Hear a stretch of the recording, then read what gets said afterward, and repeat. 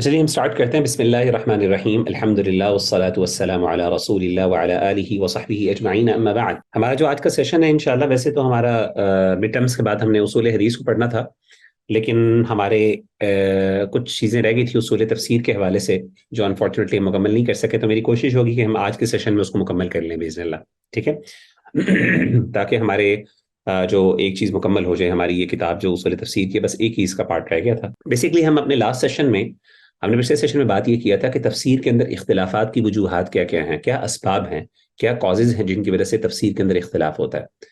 ہم نے پہلے یہ بات پڑھی تھی کہ تفسیر جو ہے وہ اللہ کے رسول صلی اللہ علیہ وسلم کی ذمہ داری ہے. ٹھیک ہے، اور جو اللہ کے رسول صلی اللہ علیہ وسلم نے اس ذمہ داری کو نبھایا ہے. اب سوال یہ پیدا ہوتا ہے کہ پھر تفسیر کے اندر اختلافات کون کون سے ہیں. اور ہم نے یہ کہا تھا کہ تفسیر میں اختلافات کی دو بڑی وجوہات ہیں. ایک تو یہ کہ اختلافات نہیں بلکہ سوری ہم نے کہا تھا کہ اختلافات دو قسم کے ہوتے ہیں. پہلے ہم نے اختلافات کی بات کی. ایک اختلاف ہے جس کو ہم اختلاف تنوع کہتے ہیں، اور ایک ہے اختلاف تضاد.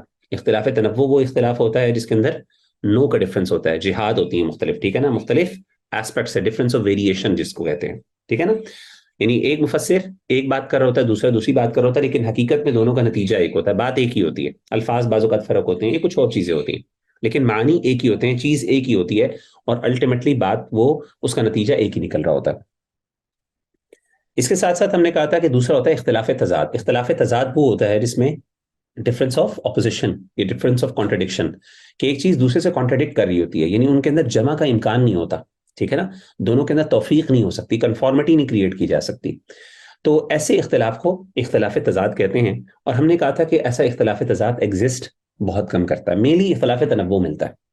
لیکن بہرحال اختلاف تضاد بھی کچھ نہ کچھ ہمیں ملتا ہے. تو ابن تیمیہ رحمہ اللہ نے اختلاف تنوع کے بارے میں کچھ ڈیٹیلز بتانے کے بعد، مختلف قسمیں بیان کرنے کے بعد کیا تو وہ اختلاف اس طرح ہوگا، اس وجہ سے ہوگا، یہ ہوگا، وہ ہوگا. اب وہ اختلاف تضاد کی طرف تھوڑا سا آ رہے ہیں کہ اختلاف تضاد کے حوالے سے جب ہمیں کوئی چیزیں ملتی ہیں تو اس میں کیا وجوہات ہیں، وہ ڈفرینسز جو ہیں وہ اب ڈسکس کریں گے ان دو میں. تو پہلی چیز تو انہوں نے ذکر کی، انہوں نے کہا اختلاف دو وجوہات کی بنیاد پر ہوتا ہے. اختلاف تضاد، اختلاف تضاد کی پہلی وجہ یہ ہوتی ہے جس کی بنیاد ہوتی ہے وہ نقل ہوتی ہے، اور دوسری وہ ہوتی ہے جس کا تعلق تعبیر ہوتی ہے. یعنی اختلاف تضاد یا تو نقل کی وجہ سے ہوگا یا اس کی انٹرپریٹیشن یا اس کی تعبیر کی وجہ سے ہوگا. نقل کا مطلب یہ ہے کہ ایک بندے نے ایک بات کہی ہے، اب وہ بات ثابت ہی نہیں ہے. ٹھیک ہے نا، یعنی وہ چیز اس نے کہیں سے کوٹ کی ہے، ایک نے کچھ اور کوٹ کر دیا، کسی دوسرے نے کچھ اور کوٹ کر دیا. اب ظاہر ہے ان میں تضاد آ گیا، ان میں کانٹرڈکشن آ رہی ہے. اب صحیح بات کس کی ہے؟ تو اس مسئلے کو پہلے حل کیا ہم نے. اس میں بات کی تھی کہ بہت سی ایسی چیزیں ہوتی ہیں، مثال کے طور پہ ہم نے کہا تھا کہ اگرچہ وہ ریلائبلی ہم تک پہنچی نہیں ہوتی، اسرائیلیات سے ہم تک پہنچتی ہیں. فار ایگزامپل ہم اس کے بارے میں صحیح اور غلط کا فیصلہ نہیں کر سکتے. ٹھیک ہے نا، ہم نے یہ باتیں کی تھی. تو کہنے کا مطلب، اور ہم نے کہا تھا کہ اس میں میجورٹی ایسی چیزیں ہوتی ہیں اگر وہ صحیح طور پہ ثابت بھی ہوں کہ فلاں جگہ نے بات کی ہے، تو اس کے اختلاف کا ہماری تفسیر پر یا معانی پر کوئی اثر نہیں پڑتا.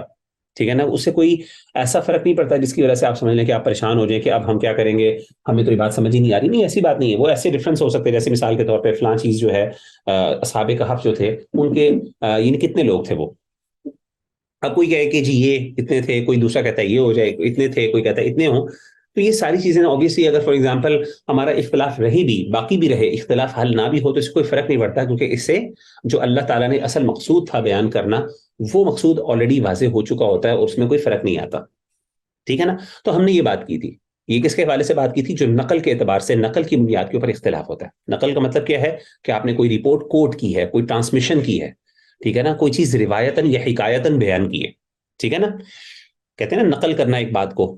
میری اپنی بات نہیں ہے، بس میں نے نقل کر دی. میں نے آپ کو اس کی مثال دی تھی ایک ایکسیڈنٹ کی، کہ فار ایگزامپل ایکسیڈنٹ کے اندر دو چیزیں ہوتی ہیں. ایک ایکسیڈنٹ وہ ہوتا ہے، ایک چیز ہوتی ہے، اس کا ایک پارٹ ہوتا ہے نقل. نقل کا ہوتا ہے یعنی ایک ہی خبر ہوتی ہے، جس میں خبر کا مطلب آپ بتاتے ہیں کہ اچھا یہ ہوا، یہ ہوا، یہ ہوا، یہ ہوا. اب اس کے اندر فیصلہ یہ ہوتا ہے کہ یہ بات، اس میں جو ہے نا حق اور باطل کی بات ہوتی ہے. حق اور باطل کی بات کیا ہوتی ہے کہ آپ اس میں یا تو کوئی غلط انفارمیشن ہوگی یا صحیح ہوگی. جو صحیح ہوگی اس کو حق کہیں گے، جو غلط انفارمیشن ہوگی وہ باطل ہوگی. لیکن ایک ہوتا ہے اس انسیڈنٹ کا تجزیہ، اس کا انالیسس. جیسے تجزیہ نگار ہوتے ہیں، ٹھیک ہے نا. ایک ہوتے ہیں رپورٹر، نیوز کاسٹر ہوتے ہیں، نیوز رپورٹرز ہوتے ہیں جو صرف رپورٹ کرتے ہیں ایسا ہوا، ایسا ہوا، ایسا ہوا. اس کے اندر اگر جھوٹ نہ ہو تو قابل اعتماد ہے. لیکن ایک ہوتے ہیں تجزیہ نگار جو مختلف ایسپیکٹ کو سامنے رکھ کے مختلف انالیسس کرتے ہیں. تو جو رپورٹ ہوتی ہے، جو خبر ہوتی ہے، اس میں حق اور باطل کی بات ہوتی ہے. تو یعنی کوئی چیز حق ہوگی یا باطل ہوگی. اور جو چیز انالیسس ہوتا ہے اس میں راجع مرجوع ہوتا ہے. اس میں کوئی 100% آپ کسی نتیجے پہ نہیں پہنچ سکتے. ضروری نہیں کہ آپ کی انالیسس 100% ایکوریٹ ہو. ہو سکتا ہے اس میں میجر پارٹ ایکوریٹ ہو، کیونکہ اس میں آپ کی انفرنس، آپ کا اپنا اجتہاد اور آپ کی سوچ ہوتی ہے. ٹھیک ہے نا. تو ابن تیمیہ رحمہ اللہ کہتے ہیں کہ اگر ہمیں اختلاف پایا جاتا ہے تضاد کا، تو اس کی بھی دو وجوہات ہیں. یا اس کا تعلق نقل کے ساتھ ہے، جس کا تعلق حق اور باطل سے ہے، صحیح غلط سے ہے، یا پھر اس کا تعلق استدلال کے ساتھ ہے، راج مرجو کے ساتھ ہے. بات بڑی گہری ہے، امید آپ کو سمجھ آ گئی ہوگی. کسی کو نہیں سمجھ آئی تو مجھے بتا دیں، میں اس کو ابھی تک اس کی وضاحت کر دیتا ہوں. آپ کی خاموشی کا مطلب آپ کو سمجھ آ گئی ہے انشاءاللہ. ٹھیک ہے، چلیں آگے چلیں جی. ٹھیک ہے، تو یہ انہوں نے بات کی ہے. There are two major causes of differences found in the tafsir. پہلا ہے difference that occur because of issues in transmission, عقل. Differences that caught because of the interpretation, استدلال. نقل یا استدلال. استدلال کہتے ہیں انٹرپریٹیشن کی، یا آپ نے کوئی اپنا انفرنس استعمال کیا، اجتہاد کیا اپنی پرسنل اوپینین پہ. ظاہر ہے جہاں پہ پرسنل اوپینین آئے گا وہاں پہ بھی اختلاف ہوگا، اور اختلاف تضاد بھی ہو سکتا ہے. تو اس کا مطلب یہ ہوا کہ مفسرین کے ہاں جب واقعی کوئی اختلاف تضاد پایا جاتا ہے، تو یا تو وہ ایسا ہوتا ہے کہ کوئی رپورٹ وہ بیان کر رہے ہوتے ہیں جو رپورٹ کانٹراڈکٹ کر رہی ہوتی ہے دوسری رپورٹ کے ساتھ. ٹھیک ہے نا، جیسے اسرائیلیات کی ہم نے بات کی، کسی ایک کی غلط ہوتی ہے، کسی ایک کی صحیح ہوتی ہے رپورٹ. ظاہر ہے اس میں کوئی ایک ہی صحیح ہوگی، کوئی غلط. لیکن ہمارے پاس کچھ کے مینز ہوتے ہیں کہ ہم اس کو ڈیٹرمن کر سکتے ہیں، جن کی ہم ڈیٹرمن کر سکتے ہیں ان میں تو ہم چھانٹی کر لیتے ہیں، چاہیے غلط ہے یہ صحیح ہے. لیکن کچھ کے ہمارے پاس مینز ہی نہیں ہوتے، تو پھر ہمیں دونوں قبول کرنی پڑتی ہیں، اس کے بارے میں خاموش ہونا پڑتا ہے. آن دا کانٹری کچھ چیزوں میں مفسرین اختلاف کر رہے ہوتے ہیں کیونکہ وہ اپنی آراء اور اپنی انڈرسٹینڈنگ بیان کر رہے ہوتے ہیں. تو ایک وہ اپنی انڈرسٹینڈنگ بتا رہا ہے، دوسری اپنی انڈرسٹینڈنگ بتا رہا ہے، جنرل انڈرسٹینڈنگ بتا رہے ہوتے ہیں. obviously اللہ کے رسول صلی اللہ علیہ وسلم کی بات کے علاوہ ہٹ کے اپنا انالیسس کر رہے ہوتے ہیں. وہ انالیسس بھی، اس میں بھی اختلاف تضاد ہو سکتا ہے، لیکن ظاہر ہے اس میں راج مرجو والی بات ہے، کسی کا انالیسس اچھا ہوگا، کسی کا غلط ہوگا. لیکن وہ حدیث اور شریعت نہیں ہے. ٹھیک ہے نا، وہ اس کا اپنا اجتہاد ہے، وہ اس کی اپنی پرسنل انڈرسٹینڈنگ ہے. اس کی اہمیت اتنی ہے جتنی ایک بندے کی اپنی پرسنل انالیسس کی اور چیز کی اہمیت ہو. اینی ویز تو ہم نے بات کر رہے تھے ابن تیمیہ رحمہ اللہ نے، ہم نے اس چیز کو، میں نے آپ کو خلاصہ بیان کیا ہے، ہم نے اسرائیلیات کے حوالے سے بات کی تھی. ایک چیز میں بیان کرنا چاہتا ہوں کہ کچھ چیزیں ہیں جو ابن تیمیہ رحمہ اللہ تعالیٰ عنہ نے ذکر کی.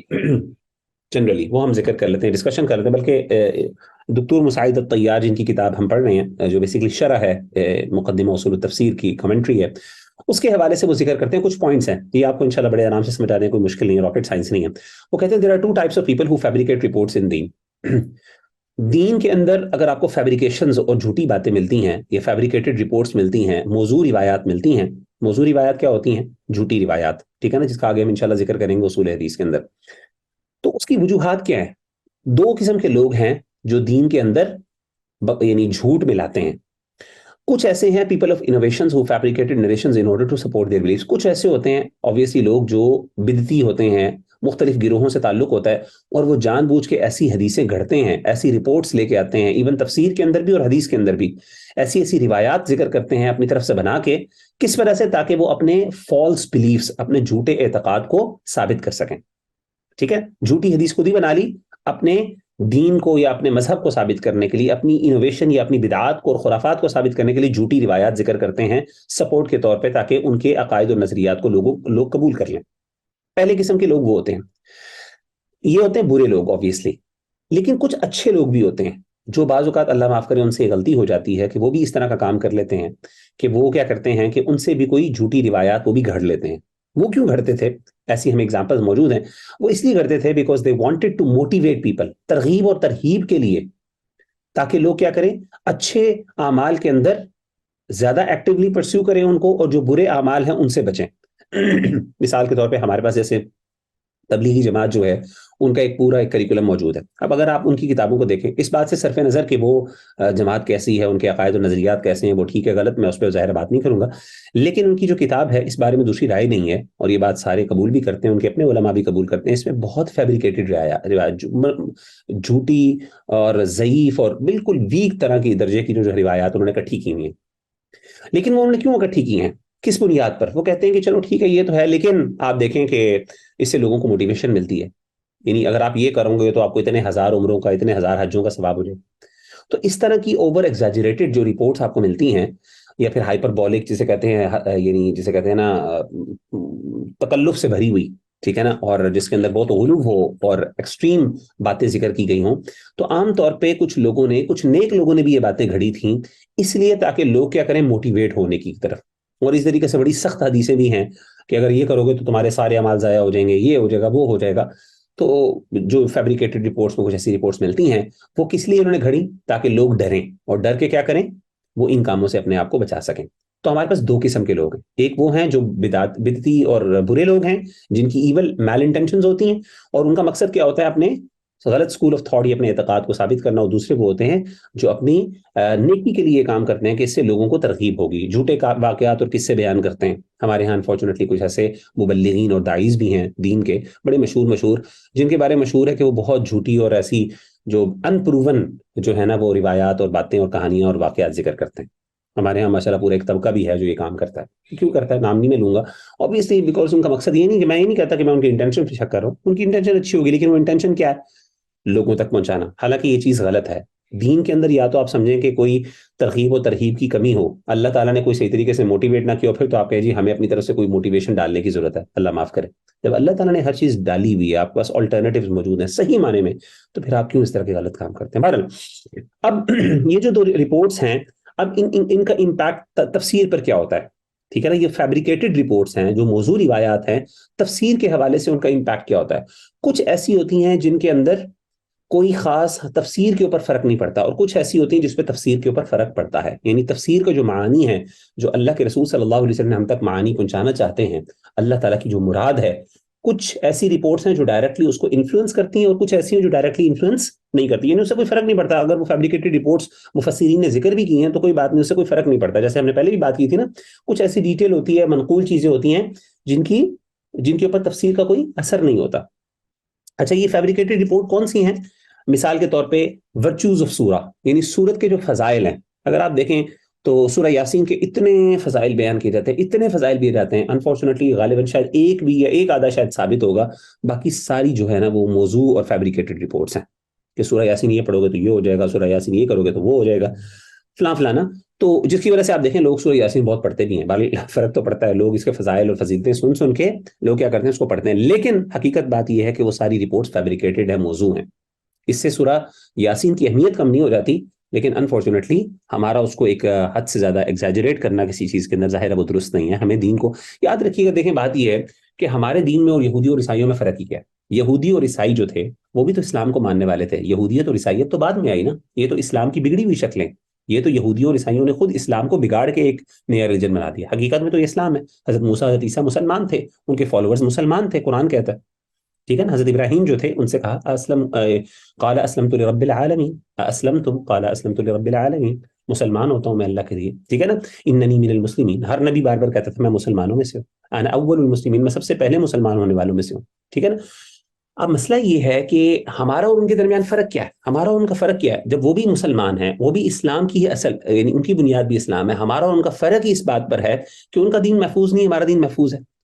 انہوں نے بہت سی چیزیں اپنی طرف سے فیبریکیٹ کر کے بنا کے اپنی طرف سے ایڈیشنز کر لی اس دین کے اندر, جو ہم نے نہیں کی. ہمارا دین الحمدللہ پیور اور پروٹیکٹڈ ہے. ہم نے کوشش کی, اللہ معاف کرے, ہمارے کئی لوگوں نے کوشش کی, لیکن اللہ تعالیٰ نے اس کو محفوظ رکھا. ان کو اللہ تعالیٰ نے محفوظ نہیں رکھا بلکہ اللہ تعالیٰ نے ان کے حوالے کر دیا تھا, ٹھیک ہے نا. لیکن اس دین کو اللہ نے محفوظ رکھا ہے. یہاں پہ رائٹ اور رانگ کی تمیز موجود ہے. یہ صحیح ہے, یہ غلط ہے, اس کی تمیز اور اس کی ڈفرینشیشن ایگزسٹ کرتی ہے, ٹھیک ہے. آن دا کنٹری اگر آپ ان کی بات کریں تو ہمیں ان چیزوں پر بہت محتاط ہونا ہے, کیونکہ یہ وہی اٹمپٹ ہے, یہ وہی کام ہے جو یہودی اور عیسائیوں نے کیا تھا, جس کی وجہ سے ان کا دین بالکل کدھر سے کہاں پہنچ گیا. اور آج بھی آپ دیکھیں اگرچہ الحمدللہ دین محفوظ ہے اور صحیح چیزیں موجود ہیں, لیکن اس کے باوجود دیکھیں لوگوں کو بہت زیادہ کنفیوژنز ہوتی ہیں. بہت سی ایسی باتیں مجھ سے پوچھتے ہیں کہ سر کیا یہ ہم نے بات سنی ہوئی ہے, بتائیں یہ والی ایسی ہے, اور وہ اتنی بونگی بات ہوتی ہے کہ اللہ معاف کرے. لیکن وہ چونکہ کوئی فالس اور فیبریکیٹڈ رپورٹ ایگزسٹ کر رہی ہوتی ہے جس کا ظاہر مجھے بھی نہیں پتا ہوتا, تو وہ چیزیں پھر اللہ معاف کرے. یعنی بہت سے علماء کو, میں تو عام سا اسٹوڈنٹ ہوں, علماء کو بھی نہیں پتا ہوتا, بڑے بڑے علماء کو, کیونکہ وہ فیبریکیٹڈ ہوتی ہیں, جھوٹی ہوتی ہیں. پتہ نہیں کس کتاب کے کس صفحہ نمبر پہ کسی مؤلف نے کسی سنی سنائی قول زنی پکڑ کے جو ہے نا اس کو حدیث بنا دیا ہوتا ہے, ٹھیک ہے نا. تو یہ ساری چیزیں جو ہے نا یہ دین کو خراب کرتی ہیں اور دین کی ویکنس لے کے آتی ہیں. تو پہلے تو اوبیسلی کچھ ایسی رپورٹس ایسی ہیں, بات کرنے کا مطلب یہ ہے کہ ورچوز ایگزسٹ کرتے ہیں سوراز کے. اب سورت کے جو ورچوز ہیں اس سے کوئی تفسیر پہ فرق نہیں پڑتا, ٹھیک ہے نا, تفسیری معانی میں فرق نہیں پڑتا. ایک موٹیویشن ہے, ٹھیک ہے, جو پڑھ لے گا. اب قرآن کوئی بندہ موٹیویشن سے پڑھ لیتا ہے تو اچھی بات ہے, نیکی کرتا ہے, لیکن بہرحال طریقہ غلط ہے, طریقہ یہ نہیں ہونا چاہیے, ٹھیک ہے. کیونکہ حدیث میں آتا ہے, نبی صلی اللہ علیہ وسلم فرمایا, آگے ہم اصول حدیث میں پڑھیں گے, من کذب علی متعمدا فلیتبوأ مقعدہ من النار, کہ جس بندے نے جان بوجھ کر میرے اوپر کوئی جھوٹ باندھا, نبی صلی اللہ علیہ وسلم نے فرمایا, تو اپنا ٹھکانہ جہنم میں بنا لے. کیونکہ obviously دین کی ایک بات جو جب نبی کی بات ہوتی ہے پھر وہ دین بن جاتا ہے, ٹھیک ہے نا. اگر وہ نبی کی بات ہے تو وہ دین ہے, وہ کوئی میری اور آپ کی ذاتی بات نہیں ہے. لیکن آپ کیسے اپنی طرف سے ایک بات بنا کے, چاہے وہ کتنی ہی اچھی بظاہر بات ہو, لیکن وہ دین نہیں ہو سکتی. دین وہی ہے جو یا تو قرآن میں آگے جو نبی کی سنت صلی اللہ علیہ وسلم سے ثابت ہے. اچھا جی، آگے دوسری چیز کیا ہے؟ کچھ ایسی چیزیں ہوتی ہیں، کچھ ایسی فیبریکیٹڈ رپورٹس ہیں جو کیا کرتی ہیں، جو باقاعدہ تفسیر کے معانی کو انفلوئنس بھی کرتی ہیں. ٹھیک ہے نا؟ جیسے مثال کے طور پر میں نے آپ کو بتایا تھا انوویشنز جو ہیں، پیپل آف انوویشن جو ہیں، جو مختلف گروہ ہیں، گمراہ گروہ، وہ مختلف روایتیں گھڑتے ہیں اور گھڑنے کے بعد کیا کرتے ہیں، ان کو تفسیر کے اندر کچھ آیات کی ذکر میں انہوں نے ذکر کیا ہوتا ہے کہ حدیث میں یہ آتا ہے، اور وہ اللہ معاف کرے اس سے ان کا اپنا ایک غلط عقیدہ اور نظریہ ثابت ہو رہا ہوتا ہے، انہوں نے وہ کوٹ کی ہوتی ہیں چیزیں. تو ظاہر ہے اس سے کیا ہوتا ہے کہ اس آیت کے مفہوم کے اوپر اثر انداز ہوتی ہیں. اب فضائل ہیں، ورچوز ہیں کہ اس سے فضیلت ہوگی، سورہ یاسین پڑھ لو گے تو یہ ہو جائے گا، وہ ہو جائے گا، اس سے تفسیر کے معنی میں اتنا obviously فرق نہیں پڑتا. یہ تو ہوگا کہ آپ کی موٹیویشن بڑھ جائے گی، کم ہو جائے گی، لیکن ویسے فرق نہیں پڑتا معنی پر. لیکن اس سے تو باقاعدہ معنی پر فرق پڑتا ہے، انفلوئنس ہوتا ہے نا. تو ایسی چیزوں کو جو ہے نا، وہ ہمارے دین کے اندر اس چیز کو کرٹیسائز کیا گیا، ایسی چیزیں نہیں ہونی چاہیے. آگے اس کی تفصیل ہے انشاءاللہ، وہ ہم ذکر کر لیتے ہیں. کچھ انپورٹنٹ نوٹس آپ سمجھیں. پہلا انپورٹنٹ نوٹ تو یہ ہے، keep in mind some important notes regarding. اچھا ٹھیک ہے. The presence of some of these narrations do not undermine the importance of the mufassir himself, as normally they quote what reached them through transmission. اچھا، اب سوال یہ پیدا ہوتا ہے کہ مفسرین جو ہیں، کئی بڑے بڑے مفسرین، جیسے امام ابن جریر طبری جو ہے، بہت مشہور مفسر ہے اس ٹائم. تفسیر کے اندر اگر کوئی بڑا امام مانا جاتا ہے اور جس کی تفسیر کے اوپر سارے رائے کرتے ہیں، تو وہ کون ہے؟ امام ابن جریر طبری رحمہ اللہ، جن کی تفسیر طبری جو ہے بڑی مشہور ہے.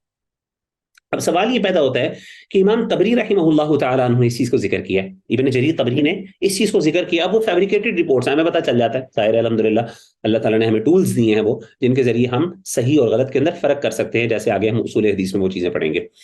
تو جب وہ چیزیں ہمارے پاس ہیں اور ہم نے ڈیٹرمن کر لیا کہ ایک فیبریکیٹڈ اور فضول روایت موجود ہے، تو کیا اس سے امام ابن کثیر رحمہ اللہ کی اپنی امپورٹنس کم ہوتی ہے؟ نہیں.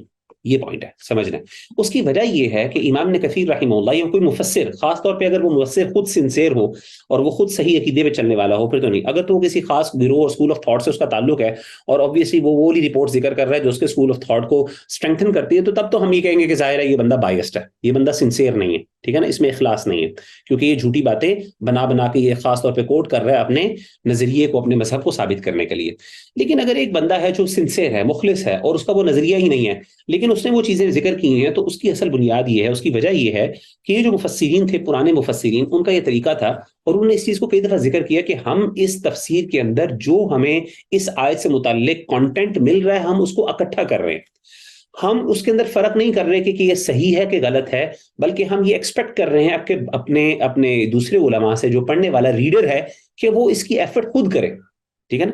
دیکھیں مثال اس کی یہی ہے کہ سب سے پہلے جب آپ ریسرچ کرنے لگتے ہیں، تو ریسرچ کا پہلا فیز کیا ہوتا ہے؟ اگر آپ میں سے کچھ لوگوں نے ریسرچ کیا، اور مثلا آپ لوگ سینئر ہوں گے یونیورسٹی کے اندر یا پھر کسی جگہ پہ، اگر آپ نے کوئی ریسرچ پیپر یا تھیسس لکھا ہے، M Phil P H D کا، یا پھر ایون ایم ایس لیول کا، یا ماسٹرز لیول کا، بی ایس لیول کا، تو آپ کو پتا ہوگا کہ سب سے پہلا طریقہ کیا ہوتا ہے؟ ریسرچ میتھڈالوجی کے اندر سکھایا جاتا ہے کہ جو بھی چیزیں کسی چیز سے متعلق ہے ان کو اکٹھا کر لو. ایک دفعہ اکٹھا کرنے کے بعد اس سے متعلق سیکشنز کے اندر ڈیوائڈ کر لو، ریگارڈلیس آف وہ چیز صحیح ہے غلط ہے، اس کا لیول کیا ہے، ایپسٹیمکلی وہ چیز پروون ہے کہ نہیں، ایپسٹیمک ریالٹی اور اس کا سٹینڈرڈ کیا ہے، وہ ساری چیزیں بعد میں. علمی طور پہ اس کی کیا حیثیت ہے، دلیل کے طور پہ وہ بن سکتی ہے کہ نہیں بن سکتی، اس کی یعنی وہ اس کا قابل اعتماد ہے بھی نہیں، کہ یہ ساری باتیں پہلی فیز کے اندر irrelevant ہوتی. اچھا، جب آپ وہ چیزیں اکٹھی کر لیتے ہو، جب آپ پورا اس کا ڈیٹا اکٹھا کر لیتے ہو، جو بھی کانٹینٹ اویلیبل ہوتا ہے، اس کے بعد آپ کا نیکسٹ فیز کیا ہوتا ہے کہ پھر آپ چھانٹی کرتے ہو. اچھا یہ چیز صحیح نہیں ہے، اس کو میں نکال دوں، یہ صحیح ہے، یہ زیادہ صحیح ہے، یہ بہتر ہے، یہ پریفر ہے، یہ دونوں چیزیں سیم ہے، اس میں سے ایک کو رکھ لیتا ہوں، یہ زیادہ یعنی کہنے کا مطلب کہ آپ چھانٹی شروع کر دیتے ہیں، رائٹ. تو یہ بیسکلی جو پہلا امام ابن جریر طبری رحمہ اللہ اور اس طرح کے بڑے بڑے مفسرین تھے، یہ جتنے آپ پرانے دور میں چلے جائیں گے، جتنی آپ کو کلاسیکل تفاسیر نظر آئیں گی، اس میں آپ کو یہ پرابلم نظر آئے گی کہ ان تفسیروں کے اندر بہت زیادہ رتب و یابس اکٹھا ہوا ہے، وہ فضول و عجیب و غریب اور ایون فضول روایات، فیبریکیٹڈ روایات اکٹھی کی ہیں. تو obviously اس پرانے دور کے اندر ابھی ان کے پاس اتنے وہ ٹولز اویلیبل نہیں تھے ریڈیلی، جن کے ذریعے وہ بڑے آسانی سے ان چیزوں کو ڈفرینشیٹ کر لیتے. ٹھیک ہے نا؟ تو وہ کیا کرتے تھے، ایک بندے کی ظاہر ایک ہی ایفرٹ ہوتی ہے، انہوں نے اس پہ اتنی ایفرٹ کی کہ اکٹھا کرنے میں، کہ ان کو شاید موقع نہیں ملا، یا ان کے پاس وہ ٹولز نہیں تھے جن کی بنیاد پر، یا پھر وہ ان کے پاس ایفرٹ یا ٹائم نہیں تھا کہ میں اس کی اب چھانٹی کروں، کیونکہ ان کو چھانٹی کرنا، اس کو ریویو کرنا، آج تک امام ابن جریر طبری رحمہ اللہ کی جو تفسیر ہے اس کی چھانٹی چل رہی ہے. ماشاءاللہ وہ اتنی بڑی ہے، میرے خیال ہے غالباً 30 جلد نہیں، میرے خیال ہے کوئی 20 جلدوں پر ہے. اس کی مختلف طبعات ہیں، یعنی مختلف اس کے ایڈیشنز ہیں. تو میرے خیال ہے میں نے ایک غالباً if I'm not wrong غالباً 18-19 جلدوں یا 20 جلدوں والی بھی دیکھی ہے، مجھے اب یاد نہیں پڑتا، لیکن کافی بڑی ضخیم ہے. اس میں اتنی انہوں نے رپورٹس اکٹھی کی ہیں. اب ان کی چھانٹی کرنا, پھر اس چھانٹی کے اوپر دوبارہ کوشچن بیک اینڈ فورتھ علماء کی ڈسکشن, اچھا یہ آپ نے صحیح کیا کہ نہیں, اس میں یہ مسئلہ ہے, اس میں یہ مسئلہ ہے. ہر بندے کی نالج کا بھی ایک, آپ جب اصول حدیث پڑھیں گے تو آپ کو پتہ چلے گا اس میں بہت سی ڈیٹیلز آ جاتی ہیں, ٹھیک ہے نا. اس میں بہت سے پھر اس میں ڈیٹیل میں جتنی آپ ڈیپتھ پہ جاتے ہیں اتنی چیزیں پھر کھلتی رہتی ہیں, کمپلیکس ہوتی رہتی ہیں نا.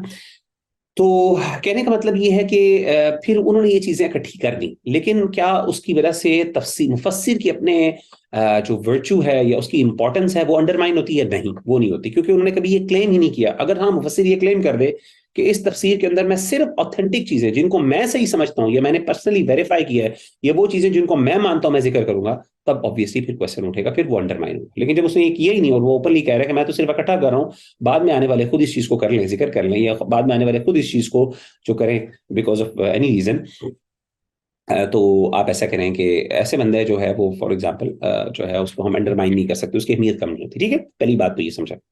دوسری بات یہ ہے کہ اس سے تفسیر کی اہمیت بھی کم نہیں ہوتی. جیسے مفسر کی اہمیت نہیں ہوتی, اسی طریقے سے تفسیر کی بھی اہمیت کم نہیں ہوتی, بلکہ ایسی تفسیر زیادہ بینیفیشل ہوتی ہے علماء کے لیے, ایکڈیمکس کے لیے. کیوں ہے زیادہ بینیفیشل ہوتی ہے؟ کیونکہ اس کے اندر ان کو صرف صحیح چیزیں نہیں پتہ چلتی, بلکہ یہ بھی پتہ چل جاتی ہے اچھا اس میں یہ غلط چیزیں بھی موجود ہیں. ٹھیک ہے نا. تو غلط چیزوں کو آئیڈینٹیفائی کرنا یہ بھی امپورٹنٹ ہے. مثال کے طور پہ ایک بندہ کہتا ہے یہ بتائیں جی میں نے یہ ایک حدیث پڑھی ہے, یہ رپورٹ پڑھی ہے, آپ کی اس بارے میں کیا رائے ہے؟ اب فار ایگزامپل آپ کو پتہ چل جاتا ہے کہ یہ حدیث فیبریکیٹڈ ہے, میں نے پڑھی ہوئی ہے. اگر آپ نے کسی جگہ پڑھی ہو تو ظاہر ہے آپ کو اس سے فائدہ ہو جاتا ہے. مثال کے طور پہ کچھ ایسی کتابیں موجود ہیں جس کے اندر ویک نریشنز بھی اکٹھی کی ہیں علماء نے, تو ان کو جب علماء چھانٹی کر لیتے ہیں تو ان کو فلیگ کر لیتے ہیں کہ اچھا یہ ہے, اس کو ہائی لائٹ کر لیتے ہیں کہ یہ حدیث ویک ہے. اب کل کو کوئی بندہ پوچھے گا مجھ سے کہ یار یہ حدیث ایسی میں نے سنی ہے, اس کے بارے میں کیا رائے ہے؟ میں کہوں گا ہاں فلاں کتاب میں نے پڑھی ہے, میں نے وہاں پہ جا کے کھولتا ہوں اور میں دیکھتا ہوں کہ اچھا وہ فلیگڈ ہے اور وہ حدیث ضعیف ہے. تو میں بتاتا ہوں ہاں یہ حدیث امام ترمذی نے فار ایگزامپل یہ فلاں مفسر نے ذکر کی ہے, رپورٹ ذکر کی ہے, اور یہ فیبریکیٹڈ ہے. تو obviously identification of evil and false اس کا بھی بہت فائدہ ہوتا ہے. ٹھیک ہے نا. صرف obviously اگر آپ پاس اوتھینٹک چیزیں ہیں اور آپ کو یہ نہیں پتا کہ اندر گند کہاں کہاں پہ ہے اور کیا کیا برائی لوگوں نے جو ہے نا وہ تاریخ یعنی سوری حدیث کے نام پہ سبحان اللہ وعیاذ باللہ حدیث کا نام یوز کر کے انہوں نے فیبریکیٹ کی ہوئی ہے, تو obviously جب آپ کو وہ پتہ نہیں ہوگا تو آپ کے لیے بعض اوقات آپ ظاہر ہے آپ کا وہ مطالعہ آپ کے لیے اس طریقے سے گائیڈنس لوگوں کو دینا مشکل ہو جاتی ہے بعض اوقات نا. تو اسی لیے آپ کو بہت سی ایسی تفسیریں, جیسے مثال کے طور پہ تفسیر طبری ہو گئی, ابن حاتم ہو گئی, تفسیر البغوی ہوگی, ابن عطیہ کی تفسیر ہوگی, ابن کثیر ہو گئی, یہ مشہور تفاسیر ہیں. اس میں آپ نے ابن کثیر کی تو سنی ہوئی ہے, تفسیر طبری اور ابن کثیر آپ نے مشہور سنی ہوگی. ابن عطیہ کی بڑی مشہور ہے, عربی میں ہے. تفسیر البغوی بہت مشہور ہے, انگلش میں غالباً اس کا انگلش ترجمہ بھی ہو چکا ہے جہاں تک مجھے پتا, مجھے لگتا ہے, سوری پتہ نہیں ہے, لگتا ہے مجھے تفسیر البغوی کا. بہرحال تفسیر ابن ابی الحاتم جو ہو گئی, یہ بڑی بڑی تفاسیر پرانی تفسیر ہیں کلاسیکل, تو اس کے اندر آپ کو ہر قسم کی چیزیں مل جاتی ہیں. تفسیر ابن کثیر میں کافی کم, لیکن باقی میں تفسیر امام ابن کثیر رحمہ اللہ نے کافی اہتمام کیا ہے کہ چیزوں کو چھانٹی کریں. لیکن ظاہر ہے انہوں نے اپنی حد تک جتنی ان کے پاس استعداد تھی یا استعداد یا ٹائم تھا اس کے مطابق انہوں نے کر لی. بہت سی چیزوں کو انہوں نے ان ٹچ رہنے دیا. لیکن وہ بعد کے مفسرین جو ہیں, یہ بعد کے مورخین یا محدثین ہیں, وہ کیا کرتے ہیں, یہ اسماء الرجال کے عالم علماء ہوتے ہیں, وہ اس پر پھر کام کرتے ہیں. ٹھیک ہے. اچھا, تیسری پوائنٹ اس میں یہ ہے کہ those who consider such narrations to be concealed in books in fact accuse great scholar for negligence. اچھا, کچھ ایسے اسکالر بھی ہیں کہ کچھ ایسے لوگ ہیں وہ کہتے ہیں کہ یہ بڑے بڑے علماء ہیں, انہوں نے نیگلیجنس کیا ہے, اور وہ ایکوزیشن کرتے ہیں. ٹھیک ہے نا, وہ ایکیوز کرتے ہیں کچھ اسکالرس کو. تو obviously پھر کچھ ایسے بھی کچھ لوگ کہتے ہیں کہ جی دیکھیں انہوں نے چھپائی ہیں, انہوں نے ذکر نہیں کی. جنرلی obviously کچھ ایسی لوگ ہیں ظاہر جن کا اپنا ملان ایک خاص اسکول آف تھاٹ سے ہوتا ہے, تو ڈیفینیٹلی جب وہ یہ چیزیں جیسے میں پہلے بھی ذکر کیا, جب وہ ذکر کرتے ہیں تو پھر وہ جان بوجھ کے ہم ایکسپیکٹ کر سکتے ہیں کہ بھئی انہوں نے یہ چیزیں اس لیے ذکر کی ہیں کہ جو ان کے اسکول آف تھاٹ کے مطابق ہوں. لیکن جنرلی جو ہے ایسی ایکیوزیشن کرنی نہیں چاہیے. لیکن بہرحال کچھ ایسے لوگ ہوتے ہیں جو واقعی اسی سے کرتے ہیں, تو ہمیں ویسے کوشش کرنی چاہیے کہ جو بڑے مفسرین ہیں, طبری, ابی حاتم وغیرہ ہو گئے, ابن عطیہ وغیرہ, ان پر اس طریقے سے ایکیوزیشنز نہ لگائیں اور ان کو نیگلیجنٹ جو ہے نہ قرار دیں, کیونکہ یہ لوگ خود جو ہے انہوں نے اپنے مختلف طریقوں مختلف جگہوں پہ انہوں نے اس بات کا ذکر بھی کیا ہے کہ ہم یہ جو چیزیں بیان کرتے ہیں بیسیکلی یہ ہم اس قبیل سے بیان کر رہے ہیں, ہم کو اس طریقے سے بیان نہیں کر رہے کہ ہمارا عقیدہ اور نظریہ یہ ہے. تو کہنے کا مطلب یہ ہے کہ ان کو ایکیوز نہیں کرنا چاہیے. باقی ہاں کچھ ایسے لوگ ہیں جو باقی انہوں نے یہ کام بھی کیے ہیں کہ انہوں نے اپنی مرضی کے مطابق کیے, جن کا کچھ ذکر بھی آگے انشاءاللہ آئے گا. There are some tafasir that gained reputation because of the presence of such fabrications in them, such as tafsir al-Thalabi, tafsir al-Naqqash. हाँ, कुछ ऐसी तफसीरें अनफॉर्चुनेटली एग्जिस्ट करती हैं जो मशहूर हो गई हैं अब, क्योंकि उसके अंदर ऐसी फैब्रिकेटेड रिपोर्ट्स एग्जिस्ट करती हैं. मिसाल के तौर पे उसमें तफसीर al-Thalabi है और तफसीर al-Naqqash है, ठीक है ना. ये भी पुरानी क्लासिकल तफासिर हैं. अब जाहिर है देखें, इसमें मुफस्सिरीन को चाहिए जो है कि उनको कुछ ना कुछ इसमें छांटी करनी चाहिए थी, लेकिन आप देखें कि कुछ ऐसी तफसीरें हैं जिसके अंदर बहुत ज्यादा एक्सेस है फैब्रिकेटेड रिपोर्ट्स का. तो जाहिर है जब फैब्रिकेटेड रिपोर्ट्स का एक्सेस होगा, एग्जिस्ट करेगा, तो उसका मतलब ये है कि वो फिर तफसीर, उसकी रेप्यूटेशन ही खराब होगी. तो कुछ ऐसी तफसीरें हैं जिनकी रेप्यूटेशन इतनी अच्छी नहीं है in terms of fabricated reports. उसमें कौन कौन सी है? तफसीर अल-Thalabi होगी और तफसीर अल-Naqqash होगी, ठीक है ना. तो ये इब्न तैमिया रहमहुल्लाह ने इन चीजों का जिक्र किया है. जाहिर है उनका अपना मुताला और अपनी उनकी रिसर्च है. इमाम ने तैमिया रिकमेंड्स तफसीर अल-Baghawi इंस्टेड ऑफ तफसीर अल-Thalabi अल-Wahidi. तफसीर अल-Wahidi भी है, इसी तरह Thalabi है. वो कहते हैं कि तफसीर अल-Baghawi इससे बहुत बेहतर है. बहरहाल तफसीर अल-Baghawi मैंने खुद भी उसे कंसल्ट किया, बड़ी अच्छी तफसीर है अरबी के अंदर. अगर आप लोग उसको एक्सेस हो तो आप जरूर उसका फायदा उठाएं, इंशाल्लाह बड़ी अच्छी तफसीर है. इमाम अल-Baghawi जो थे इमाम अहले सुन्ना, तो उन्होंने काफी अच्छी चीजें इस हवाले से जिक्र की. तो ये जनरल कुछ नोट्स थे जो मैंने सोचा आपके साथ जिक्र कर लूं जो हमारे सेशन में थे. अब मैं आपके साथ दूसरी प्रेजेंटेशन, आखिरी प्रेजेंटेशन जरा लगाता हूँ. मुझे मोमेंट, आपका किसी का कोई सवाल है तब तक तो आप कर लें इंशाल्लाह, तब तक मैं उसको चेंज करता हूँ. आप लोग माशाल्लाह इस तरह सुन रहे होते हैं कि जैसे लगता है कि आप पे सही सुकून और सकीनत नाजिल है और आप लोग सही जो है ना नींद में है इस टाइम. ऐसा तो नहीं कि वाकई आप? नहीं नहीं सर, हम जाग रहे हैं, मैं तो जाग रही हूँ। अल्हम्दुलिल्लाह, जबरदस्त, ठीक है, ये अच्छी बात है. तो हमने ये बात की थी, दोबारा आते हैं. तो अब हमने नकल के हवाले से, रिपोर्ट्स के हवाले से जो डिफरेंसेस हैं उन पे जिक्र कर दिया. मुफस्सिरीन के हवाले से कुछ बातें हमने जिक्र की और बताया कि कुछ मुफस्सिरीन ने इस बारे में एहतियात की है, कुछ इसके बारे में एहतियात नहीं करते, और कुछ ऐसे थे जो जाहिर है इसके बारे में थोड़े से नेग्लिजेंट भी रहे हैं, यानी. और कुछ ऐसे थे जिन्होंने सब चीज़ें इकट्ठी कर दी और इकट्ठी करने के बाद उन्होंने क्या किया कि हम पर छोड़ दिया, ये बाद में आने वाले जो रिसर्चर्स हैं, एकेडमिक्स हैं, उनके ऊपर छोड़ दिया कि आप इस चीज़ को वेरीफाई करें. ठीक है, उम्मीद आपको यहाँ तक समझ आ गई होगी. अब हम आते हैं वो इख्तिलाफ जिसकी बुनियाद इंटरप्रिटेशन है. जैसे हमने शुरू में की ना कि इंटरप्रिटेशन बुनियाद बनता है इख्तिलाफ की, तो कुछ मुफस्सिरीन अपना इस्तिदलाल भी डालते हैं उसमें, ठीक है ना. जनरली रिपोर्ट्स मौजूद हैं, अल्लाह के रसूल सल्लल्लाहु अलैहि वसल्लम ने जो बातें बयान की हैं, लेकिन उसके बारे में डिटेल्स, उसके बारे में इन्फ्रेंसेस, उस पर इज्तिहाद, और उसमें कुछ चीजें ऐसी होती हैं जिसकी बुनियाद पर वो क्या करते हैं, अपनी तरफ से भी कुछ एडिशंस वगैरह करते हैं, ठीक है ना, जिसकी वजह से इख्तिलाफात पैदा हो रहते हैं. अब आइए उस चीजों को थोड़ा सा देख लेते हैं कि वो किस तरीके से होता है. This type of difference is found in Khalaf and not among Salaf. And there are tafasir who have only relied upon reports from such as reports from Salaf such as Tabari, Abdul Razzaq and Ibn Abi Hatim. ठीक है, पहला point ये समझिए कि ये जो इख्तिलाफ है, जो इंटरप्रिटेशन का इख्तिलाफ है, ये हमें सलफ में नहीं मिलता, हमें क्लासिकल तफासिर में इख्तिलाफ बहुत कम मिलता है. यानी आप ज्यादातर इख्तिलाफ वहां पे इस बात का तो होगा कि एक ने वीक रिपोर्ट बता दी, एक ने सही रिपोर्ट बता दी, और जाहिर है जिसने सही रिपोर्ट बताई है उसकी बात ठीक है और जिसने गलत रिपोर्ट बताई है उसकी बात गलत है.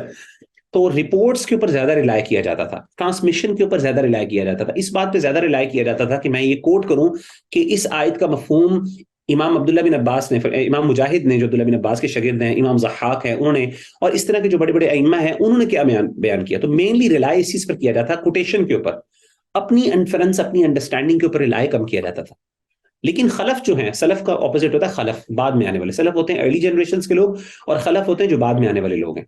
तो खलफ जो थे, जो जैसे जैसे टाइम गुजरता गया, और आज भी अगर तफसीरें लिखी जाती हैं तो मुख्तलिफ जो तफसीर लिखने वाले होते हैं, जाहिर है रिपोर्ट तो ऑलरेडी कंपाइल्ड हो चुकी हैं, वो तो सेव हैं तफसीर तबरी वगैरह में, तफसीर इब्न कसीर वगैरह में अगर आप देखेंगे तो तफसीर सिर्फ रिपोर्ट्स आपको नजर आती हैं, उसमें इंटरप्रिटेशंस नजर नहीं आती, उसमें जो मुफस्सिर होता है उसकी अपनी अंडरस्टैंडिंग, अपने ओपिनियंस नजर नहीं आते. बल्कि क्या होता है कि आपको डिटेल में सिर्फ तफसीरों के रेफरेंसेस, अच्छा फलां ने ये कहा, अब्दुल्ला बिन अब्बास, बाज़ औक़ात वो बड़ी अजीबोगरीब आपस में कॉन्ट्राडिक्ट कर रही होती हैं, जिसकी वजह से इब्न तैमिया रहमहुल्लाह ने वो जिक्र की कि अगर कॉन्ट्रडिक्शन आपको नजर आ रही है तो एक स्टूडेंट ऑफ नॉलेज को क्या चाहिए कि वो इस तरीके से इस मसले को हल कर ले.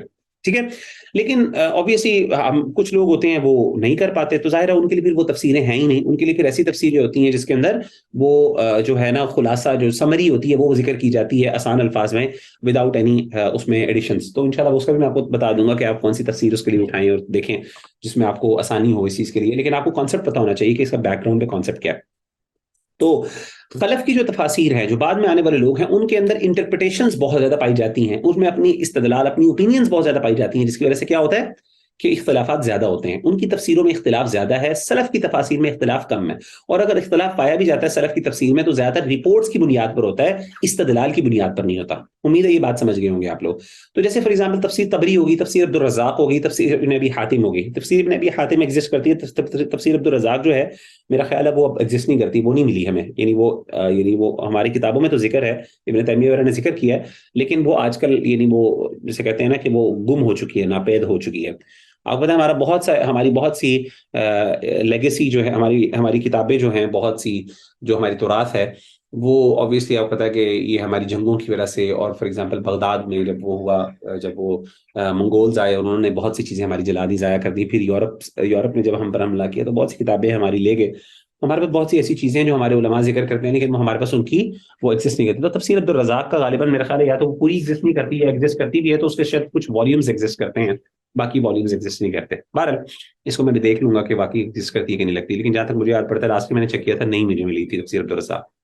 یہ پرانی ترین تفاسیر ہیں، تو وہ کہتے ہیں کہ تفسیر طبری، عبدالرزاق اور ابن ابی حاتم وغیرہ ہو گئی، اس کو اگر آپ دیکھیں گے تو آپ کو ان میں ڈفرینسز کم نظر آئیں گے۔ کیوں کہ کیا کر رہے ہیں، صرف اپنی رپورٹ ذکر کر رہے ہیں obviously، اور کافی رپورٹس ملتی جلتی بھی ہیں آپس میں، ٹھیک ہے نا، تو وہ رپورٹ ذکر کر رہے ہیں، اس لیے آپ کو اختلاف استدلال کا کم نظر آتا ہے۔ Mistake in interpretation occur because of two, اب جو بعد کے ہیں لیکن اس میں نظر آتا ہے، اب جو اختلاف نظر آتا ہے انٹرپریٹیشنز کا وہ دو وجوہات کی بنیاد پر نظر آتا ہے، ٹھیک ہے نا۔ وہ کس وجہ سے؟ پہلا یہ ہے there are those who have preconceived notions and then they try to interpret the Quran in a manner to prove what they already have in their minds۔ اچھا، پہلی وجہ جس کی وجہ سے خلف کے اندر آپ کو انٹرپریٹیشنز کی بنیاد پر اختلاف تضاد نظر آتا ہے، اس کی ایک بہت بڑی وجہ یہ آتی ہے کہ ہوتا یہ کہ کوئی مفسر جو ہے اس کے ذہن میں ایک معنی پہلے سے موجود ہوتا ہے۔ اب وہ کیا کرتا ہے، وہ قرآن مجید کی ایک آیت کو پڑھتا ہے، اس لینز کے ساتھ پڑھتا ہے جو اس کے لینز اس نے لگایا ہوتا ہے، جو اس کے دماغ کے اندر ورلڈ ویو موجود ہوتا ہے، جو اس کے دماغ کے اندر میننگ موجود ہوتا ہے۔ اب وہ کیا کرتا ہے، وہ قرآن مجید کی جو آیت اس کے سامنے آتی ہے اس معنی کے مطابق اس آیت کو ٹویسٹ کرتا ہے، اس کا معنی بدل دیتا ہے۔ اب معنی کیسے بدلتا ہے؟ ظاہر ہے دو چیزیں کرنی ہوتی ہیں، پہلے جو اس کا حقیقی معنی ہوتا ہے اس کو وہ سائڈ لائن کرتا ہے، ٹھیک ہے نا، اس آیت کو اس کے حقیقی معنی سے جدا کر دیتا ہے، ڈیورس کر دیتا ہے، اور پھر اس آیت کے ساتھ اپنا جو معنی جو اس کے ذہن میں ہوتا ہے وہ اس کے ساتھ لگا دیتا ہے۔ یہ ہے بیسیکلی دو پوائنٹس، ٹھیک ہے نا۔ they do it by two ways، they either strip off the correct meaning from the words of the Quran that go against their beliefs or they give it their own meaning۔ تو کیا کرتے ہیں، دو کام ہوتے ہیں۔ پہلی چیز یہ ہے کہ اس کے ذہن میں اپنا ایک معنی ہے، قرآن مجید کی ایک آیت آ گئی، اب وہ قرآن مجید کی آیت جو ہے وہ اس کے معنی کے مطابق تو نہیں ہے، ظاہر اللہ تعالیٰ نے اس کے معنی کے مطابق، اس کے بلیف کے مطابق تو قرآن نازل نہیں کیا، تو وہ کیا کرتا ہے، جو اس کا حقیقی معنی ہے اس کو اس سے جدا کرتا ہے، علیحدہ کرتا ہے، اور اپنا معنی اس کے اوپر فٹ کر دیتا ہے۔ تو یہ دو پروسیسز، دو سٹیپس ہوتے ہیں جو کرتا ہے، جو میں نے اے اور بی کے اندر ذکر کیے، ٹھیک ہے۔ تو پہلی چیز یہ ہے کہ آپ کے ذہن میں پہلے ہی ایک معنی موجود ہے اور آپ نے اس معنی کے مطابق اس آیت سے حقیقی معنی کو دور کر کے اس پر اپنا معنی فٹ کر دیا۔ تو پہلی چیز یہ طریقہ ہے جس کی وجہ سے اختلاف ظاہر ہے، وہ جو دوسرا مفسر ہے جس نے یہ کام نہیں کیا آپ کی اور اس کی بات کانٹراڈکٹ کرے گی آپس میں، آپ نے اپنا ایک میننگ اس قرآن کے اوپر تھوپ دیا، لیاذ باللہ۔ دوسرا کیا ہے، دوسری وجہ then there are those who rely on the Arabic language of the Quran consider it enough to understand the murad of Allah۔ ہاں، کچھ ایسے ہوتے ہیں جو کیا کرتے ہیں، انٹرپریٹیشن کر رہے ہوتے ہیں لیکن صرف لنگوسٹک بیسس کے اوپر کر رہے ہیں، لینگویج کی بیسس پہ کر رہے ہوتے ہیں، وہ دیکھ ہی نہیں رہے ہوتے کہ اچھا اس کا بیک گراؤنڈ کیا ہے، مفسرین نے کیا بات کی ہے، بس ان کو جو عربی میں سمجھ آتی ہے وہ ڈکشنری کھولتے ہیں اور اس کا معنی بیان کر دیتے ہیں۔ حقیقت میں کوئی اور مفسر جس نے بیسیکلی کلاسیکل تفسیروں کو کھولا تھا، مفسرین کے جو انٹرپریٹیشنز ہیں، جو کلاسیکل مفسرین کے انٹرپریٹیشنز ہیں، ان کو سامنے رکھ کے معنی بیان کر رہا ہے، اور آپ صرف عربی زبان کی ظاہری الفاظ کو دیکھ رہے ہو، تو obviously کیا ہو رہا ہے کہ آپس میں تضاد آ رہا ہے۔ آپ کی انٹرپریٹیشن کس بنیاد پر ہے؟ صرف عربک لینگویج کی بنیاد پر، جبکہ اس نے انٹرپریٹیشن کہاں سے لی؟ عربک لینگویج پہ بنیاد نہیں رکھی، بلکہ اس نے کلاسیکل مفسرین ابن عباس، عبداللہ بن عباس، صحابہ اور اس طریقے سے ان کی بنیاد کے اوپر اس نے انٹرپریٹیشن پریزنٹ کی۔ تو اب آپ کی اور اس کی انٹرپریٹیشن میں اختلاف ہو رہا ہے۔ آپ کی انٹرپریٹیشن صرف قرآن لینگویج کی بیسس پہ ہے، اس کی انٹرپریٹیشن لینگویج پلس جو کلاسیکل مفسرین ہیں ان کی انڈرسٹینڈنگ کی بیسس پر ہے، تو ظاہر ہے ایک ڈفرینس ہو جاتا ہے۔ دو بڑی وجوہات ہیں، دو مسٹیکس انٹرپریٹیشن میں دو وجہ سے ہوتی ہیں۔ پہلی یہ کہ جب آپ کے اپنے ذہن میں ایک معنی ہے، آپ نے وہ فٹ کر دیا اس کا حقیقی معنی جدا کر کے، اور دوسرا یہ ہے کہ آپ نے صرف عربک لینگویج پہ ریلائی کیا، یہ دیکھا ہی نہیں کہ اس آیت کا کانٹیکسٹ کیا ہے، اس آیت کے اسباب نزول کیا ہیں، اس آیت کے بارے میں کلاسیکل مفسرین نے کیا کہا ہے، وہ دین کے اندر ہماری اس سے یعنی دین کا پورا ایک جو امیج ہے اس کے اندر وہ کس جگہ پہ جا کے وہ چیز فٹ ہوتی ہے، ٹھیک ہے نا۔ تو یہ دو بنیادی کازز ہیں مس انٹرپریٹیشن۔ سمجھ آ گئی آپ کو؟ اس کی مثالیں میں آپ کو دوں گا، آپ کو سمجھ آ جائے گی۔ آپ مجھے بتائیں یہاں تک سمجھ آ گئی؟ کسی کو کوئی سوال ہے تو مجھ سے پوچھ لیں، اصل میں ہوتا ہے کہ جب میں آپ سے وائوا لیتا ہوں نا تو آپ لوگ کہتے ہیں کہ سر وہ ہمیں تو سمجھ ہی نہیں آئی تھی، ہمیں تو یہ لگا ہی نہیں تھا، مجھے نہیں پتا آپ نے کیسے بات کی تھی، مجھے تو یہ سمجھ نہیں آئی تھی. تو ابھی بتا دیں آپ انشاءاللہ، تاکہ میں تھوڑی سی اور محنت کر لوں سمجھانے میں. دیکھیں میں آپ کو ایک بات بتاؤں، یہ تھوڑی سی مشکل چیزیں ہیں، یہ تھوڑی مشکل چیزیں ہیں. اصول تفسیر جو ہے اس کے لیے آپ کو عربک لینگویج کا آنا ضروری ہے، آپ کو بہت سی چیزیں، لیکن ہماری مجبوری یہ ہے کہ یہ چیزیں بہت اسینشیل. آپ کو اندازہ ہے آپ نے اس کی بنیاد پر یہ جو چیزیں پڑھ رہے ہیں، اس گائیڈنس کی روشنی کے اندر آپ نے قرآن اور حدیث کو پڑھنا ہے نا.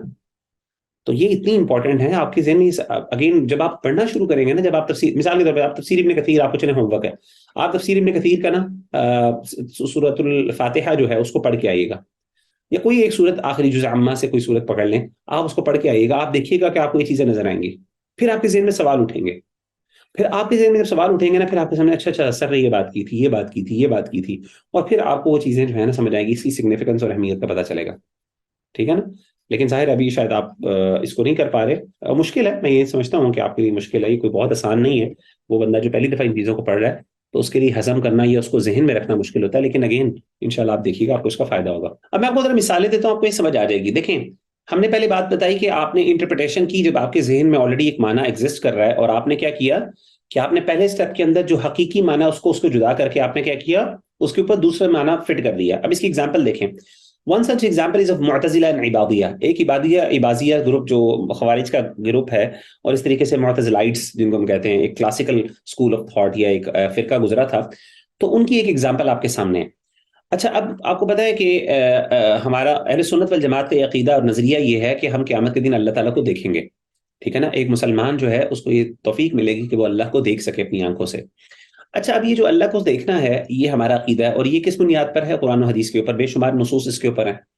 اب معتزلہ اور عبادیہ کے ہاں یہ اسکول آف تھاٹ، ان کے ہاں یہ نظریہ پایا جاتا ہے کہ ایک انسان، یعنی ہیومن بینگ جو ہے وہ اللہ کو نہیں دیکھ سکتا، اللہ کو نہیں دیکھ سکتا. اب چونکہ اللہ کو نہیں دیکھ سکتا، اب ان کا پہلے ہی نظریہ، اب قرآن مجید کی جب آیات وہ سامنے آتی ہیں جہاں پہ اللہ کو دیکھنے کی بات ہے یا وہ احادیث آتی ہے، تو وہ کیا کرتے ہیں؟ obviously اپنے ذہن میں آلریڈی مانا ہے، تو وہ جو حقیقی مانا اس کو اس سے جدا کر کے اپنا مانا فٹ کرتے ہیں. ٹھیک ہے نا. تو آپ ذرا دیکھیں کیسے وہ کرتے ہیں. وہ کہتے ہیں one such example is of المعتزلہ and عبادیہ who deny the possibility of observing Allah. ٹھیک ہے نا. وہ کیا کہتے ہیں؟ قرآن مجید کی آیت ہے وجوہ یومئذ ناظرہ الی ربہا ناظرہ. اللہ کہتے ہیں کہ کچھ اس دن، قیامت کے دن، کچھ چہرے ہوں گے جو بڑے خوش ہوں گے، بڑے چمکتے ہوں گے، ریڈینٹ ہوں گے. ٹھیک ہے نا. الی ربہا ناظرہ، وہ اپنے رب کی طرف دیکھ رہے ہوں گے. ناظر کہتے ہیں دیکھنے والے کو، نظر سے ہے نا. ناظرہ دیکھنے والے ہوں گے. تو کچھ چہرے بڑے تر و تازہ ہوں گے، بڑے خوش ہوں گے، شائن کر رہے ہوں گے، گلٹر کر رہے ہوں گے، ریڈینٹ ہوں گے. وہ کیا کر رہے ہوں گے؟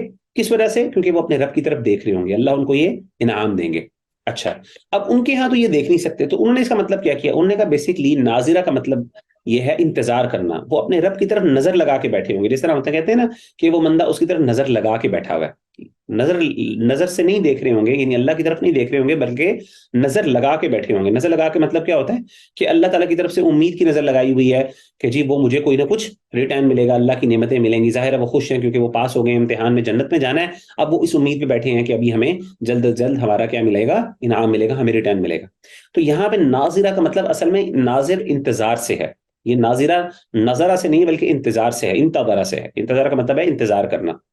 تو اب انہوں نے کیا کیا علیاذ باللہ اپنے اس معنی کو، یہ اخفش ہے، ایک معتزلی ہے مشہور، الاخفش اس کا نام ہے.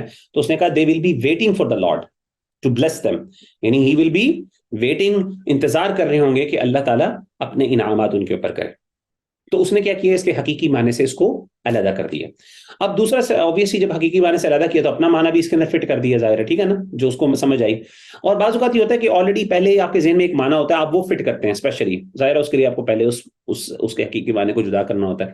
اب یہ دیکھیں ایک اور چیز قرآن مجید میں اللہ تعالیٰ نے فرمایا ہے یا ایھا الذین آمنوا، جو ہے نا اطیعوا اللہ واطیعوا الرسول واولی الامر منکم. سورۃ النساء کی آیت نمبر 59 میں اللہ کہتے ہیں کہ اے لوگوں، اللہ اور اس کے رسول کی اطاعت کرو، اور ان لوگوں کو جو تمہارے اوپر ذمہ دار ہیں، اولی الامر منکم، جن کو چارج دیا گیا، تمہارے معاملات کا ذمہ دار بنایا گیا. مراد یہ حکمران ہے.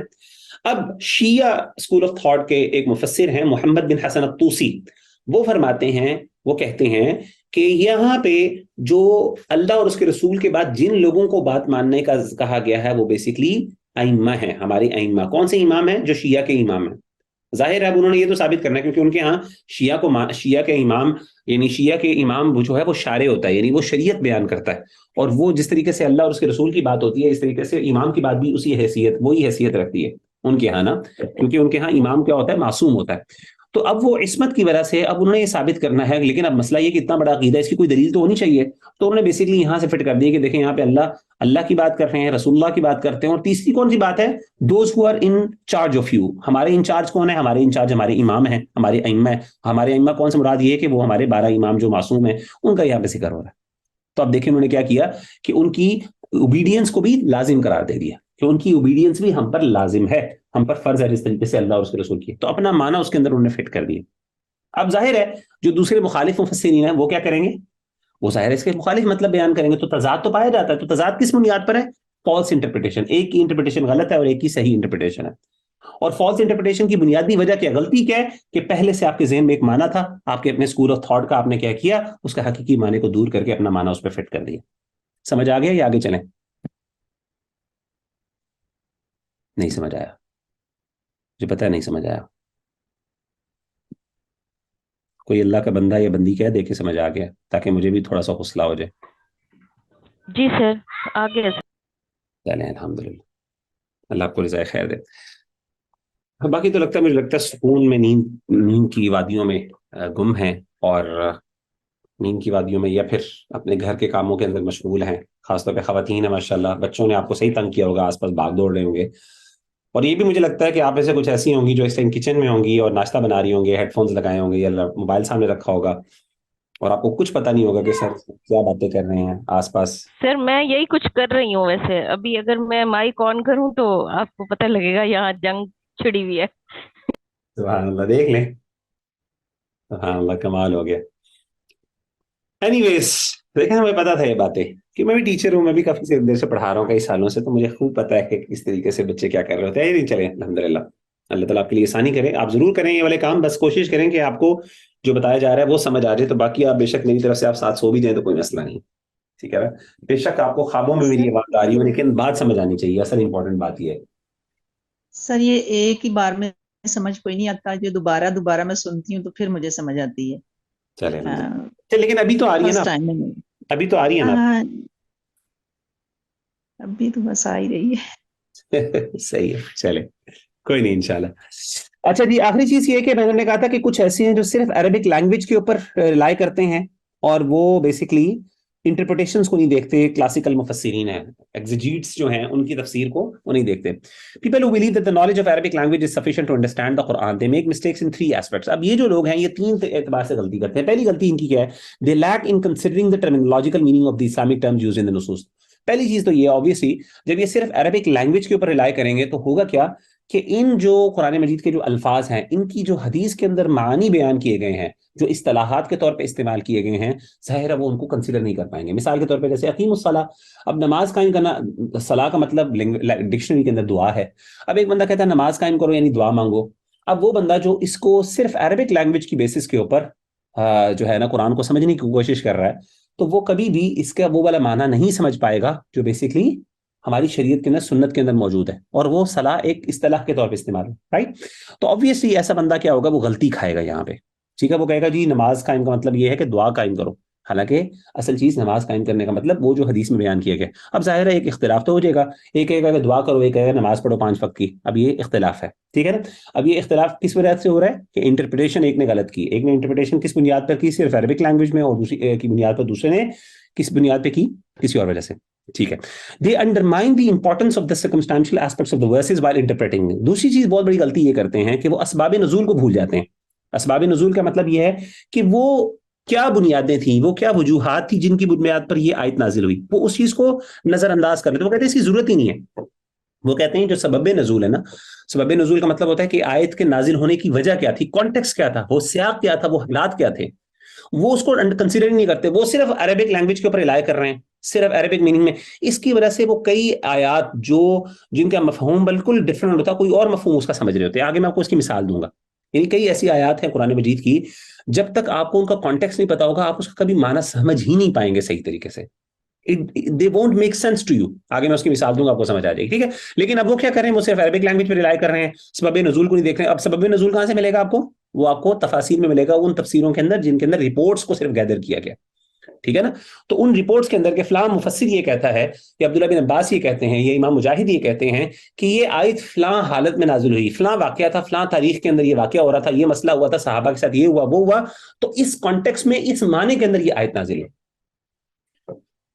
اسی میں مثال دوں گا، آپ کو سمجھ آئے گی. تیسری یہ ہے they believe that only individual with the knowledge of the Quranic language can interpret the Quran. ٹھیک ہے نا. یہ کہتے ہیں کہ تیسری غلطی ان کی یہ کہتے ہیں کہ وہ بندہ جس کو قرآنک لینگویج آتی ہے صرف وہی قرآن مجید کو they believe that any individual، ہر وہ بندہ جس کو قرآن مجید کی زبان آتی ہے، قرآن مجید کی زبان آتی ہے، وہ قرآن مجید کی تعبیر کر سکتا ہے. تو آگے میں کچھ مثالیں دوں گا، جس سے آپ کو ایک مثال دوں گا جس سے آپ کو پتہ چل جائے گا ایسا نہیں ہے. آپ کو جو مرضی عربی آ جائے اس سے آپ سمجھ نہیں پائیں گے، جو مرضی ہو جائے. مثال کے طور پہ یہ میں مس کرتا ہوں، ٹائم نہیں ہے ہمارے پاس. ٹھیک ہے، یہ جی مثال یہ ہے، یہ آخری آیت ہے، یہ مثال ہے، اس کے بعد ہم انشاءاللہ اپنے پوائنٹ کو ختم کر رہے ہیں. It is unnecessary to always، اچھا مثال کے طور پہ قرآن مجید کی آیت ہے، اللہ تعالیٰ فرماتے ہیں یسألونک عن الأہلة قل هي مواقیت للناس والحج وليس البر بأن تأتوا البیوت من، یہ سورۃ بقرہ کے اندر اللہ ذکر کرتے ہیں کہ اے نبی صلی اللہ علیہ وسلم یہ آپ سے سوال کرتے ہیں چاند کے بارے میں. آپ ان سے کہیے گا کہ یہ جو نئے چاند ہوتے ہیں ان کے بارے میں سوال کرتے ہیں. قل یہ مواقیت للناس والحج، آپ کہیے کہ یہ لوگوں کے لیے مواقیت یعنی یہ ٹائم کو جاننے کا ذریعہ ہے اور حج کو جاننے کا ذریعہ، ٹھیک ہے نا. یعنی obviously چاندوں کو دیکھ کے، نئے چاندوں کو ذریعے دیکھ کے آپ کیا کر سکتے ہیں، حج کا ٹائم ڈیٹرمن کر سکتے ہیں. اس طریقے سے رمضان وغیرہ کے معاملات کو آپ ڈیٹرمن کر سکتے ہیں. وَلَيْسَ الْبِرُّ، اور نہیں ہے نیکی بھی، أَن تَأْتُوا الْبُيُوتَ مِن ظُهُورِهَا، یہ کہ تم اپنے گھروں کو آؤ اپنے گھروں کے پیچھے سے. وَلَكِنَّ الْبِرَّ مَنِ اتَّقَىٰ، نیکی اس بات کی ہے کہ جو بندہ یہ تقوی اختیار کرے، جو بندہ تقوی اختیار کرے. یعنی نیکی اس چیز کے اندر نہیں ہے کہ آپ اپنے گھروں کو پچھلی طرف سے آؤ، پچھلے دروازے سے آؤ، بلکہ نیکی اس بات میں ہے کہ آپ کیا کرو، تقوی اختیار کرو. اب مجھے ایک بات بتائیں کہ یعنی نیکی اس بات میں نہیں ہے اپنے گھروں کو پچھلی سائڈ سے آؤ، نیکی یہ ہے کہ تقوی اختیار کرو. اگر آپ کو اس کا کانٹیکس نہیں پتا ہوگا، آپ کو پتہ ہی نہیں چلے گا کہ پیچھے گھر سے پیچھے آنے کی مطلب کیا، یہاں پہ تو کیا بنتا ہے، اللہ کس چیز کے بارے میں بات کر رہے ہیں. obviously جب تک آپ کو کانٹیکس نہیں پتا چلے گا، سیاق نہیں پتا چلے گا، وہ واقعہ نہیں پتا چلے گا جس کی بنیاد پر یہ ذکر ہے، جو آگے ذکر آ رہا ہے صحیح بخاری کے اندر موجود ہے، تب تک آپ کو وہ بات سمجھ نہیں آئے گی. اور وہ واقعہ کیا ہے؟ وہ واقعہ یہ ہے کہ اصل میں صحابی یہ کہتے ہیں کہ اللہ کے رسول صلی اللہ علیہ وسلم کے دور میں جب حج ہوتا یا عمرہ کے لیے لوگ جاتے تو جب ان کے ہاں یہ ٹریڈیشن اور یہ کسٹم پایا جاتا تھا کہ جب آپ جائیں گے تو آپ گھر کے دروازے سے نکلیں گے، اور جب واپس آئیں گے تو آپ نے گھر کے پچھلے دروازے سے آنا ہے، یا پھر یعنی جو آپ کی دیوار ہے اس کو پھلانگ کر آنا ہے، دیوار کو پھلانگ کر یا اس کے اوپر سے چڑھ کے آنا ہے، آپ نے سامنے سے داخل نہیں ہونا. اور وہ کہتے تھے یہ نیکی ہے، اگر آپ نہیں کرو گے تو آپ کے اجر و ثواب میں کمی ہو جائے گی. تو یہ کام وہ کرتے تھے، یہ ان کی پرانی ٹریڈیشن تھی. تو اللہ تعالیٰ نے اس سپرسٹیشن کو دور کرتے ہوئے یہ کہا کہ نیکی اس بات پہ نہیں ہے کہ آپ گھروں کے پیچھے سے آؤ یا آگے سے آؤ. نیکی تو وہ ہے جو بندہ اللہ کے لیے نیکی کرتا ہے، کوئی نیکی کا کام کرتا ہے. وَلَكِنَّ الْبِرَّ مَنِ اتَّقَىٰ، نیکی یہ ہے کہ جو بندہ ہے جس نے تقوی اختیار کیا، جو اللہ سے ڈرتا ہے. تو اس طرح کے چھوٹے چھوٹے کاموں سے کہ آپ آگے سے آؤ پیچھے سے آؤ، اس سے کوئی فرق نہیں پڑتا. اصل نیکی اس بات میں ہے جو بندہ اللہ سے ڈر گیا اور اس نے نبی صلی اللہ علیہ وسلم کی سنت کو فالو کیا، ٹھیک ہے نا. تو ہاں اگر تو یہ چیز اللہ کے رسول صلی اللہ علیہ وسلم سے ثابت ہوتی، آپ کی سنت کا پارٹ ہوتی، پھر تو یہ نیکی بن جاتی، لیکن ایسی کوئی بات ہی نہیں تھی، یہ تو ویسے انہوں نے خود بنائی ہوئی تھی، تو اسی لیے اس کی کوئی نیکی نہیں. اب سوال یہ ہے کہ اگر آپ کو یہ چیز نہ پتا ہو، اس بیک گراؤنڈ کا نہ پتا ہو، تو آپ کو یہ بات ہی سمجھ نہیں آئے گی. اسی طریقے سے بے شمار ایسی آیات ہیں کہ اگر آپ کو اس کا کانٹیکس نہ پتا ہو، سبب نزول نہ پتا ہو، تو بعض اوقات آپ اس کا الٹا مطلب سمجھ لیتے ہیں، صحیح مطلب آپ سمجھ ہی نہیں پاتے، حالانکہ آپ عربی کے مطابق وہ بالکل ٹھیک ہوتا ہے، مطلب عربی زبان کے اعتبار سے مطلب بالکل ٹھیک ہوتا ہے. آخری چیز سمجھیے، انشاءاللہ اس کے بعد بات ختم کرتے ہیں. مجھے بتایا آج کلاس لمبی ہو گئی، سوری. دیکھیں دو طرح کی تفسیر ہوتی ہے. ایک ہوتی ہے تفسیر بالمأثور، وہ تفسیر جو ریلائی کرتی ہے مأثور کے اوپر. مأثور کا مطلب کیا کہتے ہیں؟ اثر کے اوپر، نریشنز کے اوپر.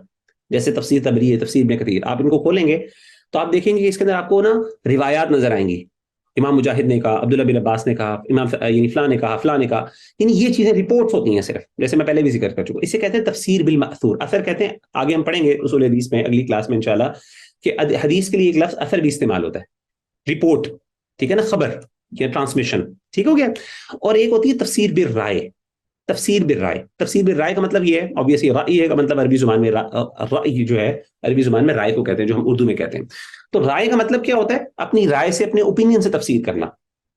اب یہ دو طرح کی تفسیریں ہوتی ہیں. اب سوال یہ پیدا ہوتا ہے کہ تفسیر بالمأثور، ہم نے یہ ثابت کیا اس پوری کلاس کے اندر اپنے جتنے لیکچرز تھے کہ اصل تفسیر وہ تفسیر بالمأثور ہوتی ہے. اصل تفسیر وہ ہوتی ہے جو اللہ اور اس کے رسول سے ہم تک پہنچتی ہے.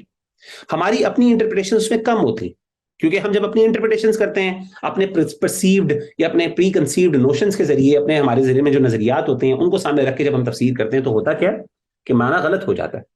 تو اصل تفسیر وہ نہیں ہوتی. اصل تفسیر کون سی ہوتی ہے؟ تفسیر بالمأثور ہوتی ہے. ٹھیک ہے نا، نریشنز کی بنیاد پہ تفسیر ہوتی ہے. سوال یہ پیدا ہوتا ہے کہ اب تفسیر بالمأثور کے علاوہ بھی تفسیر بالرائے بھی ایگزسٹ کرتی ہے، تو کیا وہ تفسیریں ساری غلط ہیں؟ کیا پھر اگر ہمارے پاس تفسیر ابن کثیر اور تفسیر طبری موجود ہے تو باقی اتنی تفسیروں کی کیا ضرورت ہے؟ obviously جب ہم کہہ رہے ہیں کہ اصل تفسیر تو وہی ہے. تو یہ بڑا امپورٹنٹ سوال ہے جس کو میں نے اینڈ پہ رکھا ہوا تھا کہ میں ایڈریس کروں. تو اصل میں بات اس کی یہ ہے، خلاصہ یہ ہے اس بات کا کہ دیکھیں اس میں کوئی بات نہیں کہ ایک انسان اپنی رائے ذکر کر سکتا ہے، کیونکہ دیکھیں قرآن مجید کو اللہ تعالیٰ نے ایک ایسی کتاب بنایا ہے جو قیامت تک کے لیے ایک معجزہ ہے، اور اس کے اندر سے علماء جیسے کہ ہے نا کہ لا تنقضی عجائب، ایک حدیث میں آتا ہے اللہ کے رسول نے فرمایا کہ یہ ایسی کتاب ہے کہ اس کے عجائب، اس کے میریکلز کبھی ختم نہیں ہوں گے. ہر دور کے اندر علماء اپنی پیاس بجھاتے رہیں گے، لیکن ہمیشہ سے ان کی پیاس کبھی سے بجھے گی نہیں. یعنی اس کے اندر اتنے علم، اتنے علوم اس میں سے نکالے جائیں گے. اور اس طریقے سے آج دیکھیں لوگ دنیا سے سائیکالوجی کے حوالے سے اور پتہ نہیں کتنی اسٹڈیز ہیں سوشل سائنسز کے حوالے سے، کیا کیا کچھ ریسرچز قرآن مجید کے حوالے سے پریزنٹ کرتے ہیں، ماڈلز پریزنٹ کرتے ہیں قرآن مجید کے. تو سوال یہ ہے کہ یہ ساری انڈرسٹینڈنگ، یہ انٹرپریٹیشن، یہ جو مفاہیم، بعض اوقات ایک بندہ خود بھی سمجھتا ہے قرآن کو، تفسیر کو نہ دیکھیں، اس کو قرآن مجید کی ایک آیات بڑی اسٹرائک کرتی ہے، بڑے اس کے مسئلے حل ہو رہے ہوتے ہیں اس سے. تو کیا یہ ساری چیزیں جو ہیں فضول ہیں؟ کیونکہ یہ چیزیں تو ہمیں شاید ہو سکتا ہے کسی مفسر سے نہ ملے. تو اس کی حیثیت کیا ہے؟ تو یاد رکھیے گا تفسیر بالرائے جو ہے اس کے دو قسم ہیں. ایک ہے جس کو کہتے ہیں تفسیر بالرائے محمود، اور ایک ہے تفسیر بالرائے مذموم. محمود وہ ہوتی ہے جو پسندیدہ ہے. وہ پسندیدہ یہ ہے کہ جب انسان شریعت کی باؤنڈری کے اندر رہ کے قرآن و سنت کی روشنی کے اندر قرآن مجید کو سمجھے اور اپنی ایک اوپینین دے دے قرآن و سنت کی روشنی کے اندر، اور وہ اوپینین کسی کلاسیکل تفسیر، جو کلاسیکل مفسرین ہیں، بڑے بڑے ہمارے مفسرین، ان کے اوپینین کے خلاف نہ ہو، تو یہ تفسیر جو ہے تفسیر بالرائے، اس کو قبول کیا جاتا ہے. ٹھیک ہے نا، لیکن اس ڈسکلیمر کے ساتھ قبول کیا جاتا ہے کہ یہ اصل میں وہ معنی نہیں ہے جو معنی اللہ اور اس کے رسول نے بیان کیا. یعنی قرآن مجید کا اصل مقصود، دیکھیں یاد رکھیے گا کسی بھی چیز کی نا دو، ایک ہوتی ہے غرض اور ایک ہوتی ہے غایت. یعنی ایک ہوتی ہے چیز کسی کی کہ جو اس کا اصل ہوتا ہے، جس کی بنیاد کے اوپر وہ چیز وجود میں آتی ہے، اور ایک ہوتی ہے جو اس کے ایکسٹرا بینیفٹس ہو. مثال کے طور پہ موبائل فون ہے، موبائل فون کا اصل مقصد کیا ہے؟ کمیونیکیشن.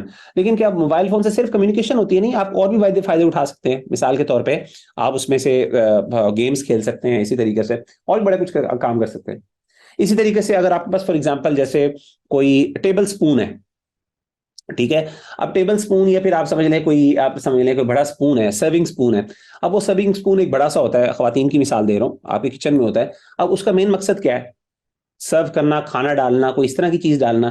لیکن اس سے اور بھی بڑے فائدے ہیں. ایک اس سے فائدہ یہ بھی ہے کہ اگر بیٹا جو ہے وہ تنگ کر رہا ہو یا شرارت کر رہا ہو تو اس سے آپ اس کو پیٹی بھی لگا سکتے ہیں. ٹھیک ہے، لیکن وہ اس کا اصل مقصد نہیں ہے. اصل مقصد کیا ہے اس کا؟ اصل مقصد بیسیکلی وہ ہے. تو یاد رکھیے گا تفسیر بالمأثور اصل میں قرآن کا اصل وہ معنی ہے جو اللہ کا مقصود اور مطلب. اس کے علاوہ ایکسٹرا بینیفٹس بالکل ہو سکتے ہیں. وہ ایکسٹرا بینیفٹس آپ لیں، قرآن سے فائدہ اٹھائیں، اور قرآن وہ فائدے آپ کو دے گا. لیکن کبھی بھی اس کو آپ نے وہ حیثیت نہیں دینی کہ آپ سمجھیں کہ یہ چیز اصل معنی سے زیادہ امپورٹنٹ ہو گئی.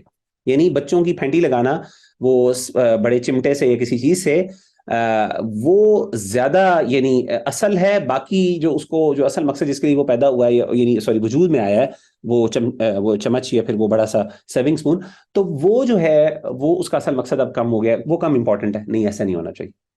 تو یاد رکھیے گا تفسیر بالرائے کے اندر جو اچھی چیز ہے، جو چیز تو اللہ معاف کرے اوبیسلی شریعت کے مخالف آپ نے اپنے میننگز نکالی، جیسے میں نے آپ کو بتایا عجیب و غریب اپنے اسکولز آف تھاٹ کے لیے فیبریکیٹڈ آپ نے اپنی انٹرپریٹیشن، غلط انٹرپریٹیشن کی، وہ تو گناہ ہے. وہ تو اپنی رائے آپ نے ڈال رہے ہیں دین میں. اور اس کے بارے میں قرآن مجید میں اللہ تعالیٰ نے یہ بھی فرمایا تھا کہ من قال فی القرآن برأیہ، یہ بھی کہا کہ جس نے قرآن مجید میں اپنی رائے کے مطابق کوئی بات کی تو وہ بھی اپنا ٹھکانہ جہنم میں بنا لے. جیسے ہے نا کہ نبی صلی اللہ علیہ وسلم کے بارے میں جھوٹ بولا، اس طریقے سے یہ حدیث بھی ہے جس نے قرآن مجید کے بارے میں اپنی رائے سے کوئی بات کی. تو یہاں پہ کون سی رائے ہے؟ یہاں پہ مراد وہ لی رائے ہے جو مذموم ہے، جو آپ نے اپنے بلیفز کو ثابت کرنے کے لیے اپنی غلط انٹرپریٹیشن کی.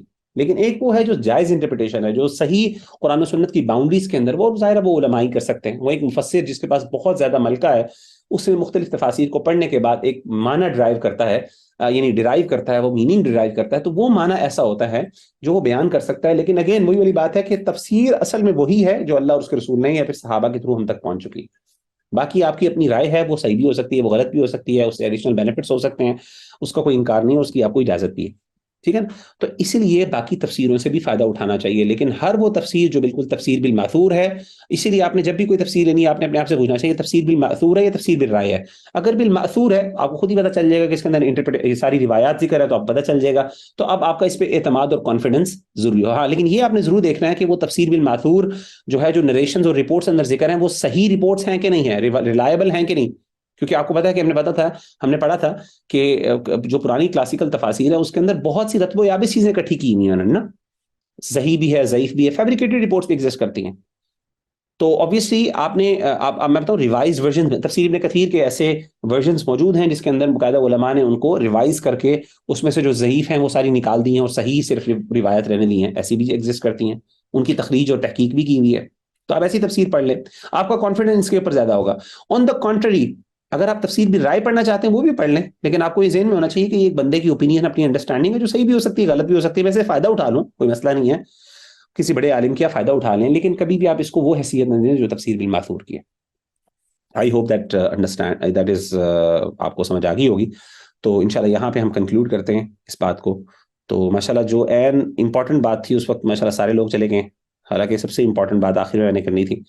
تو لیکن آپ میں سے ماشاءاللہ 2-3 بہنیں موجود ہیں، آپ کو کوئی سوال ہے تو آپ کر لیں، ورنہ ہم انشاءاللہ اس پہ کنکلوڈ کرتے ہیں آج کا.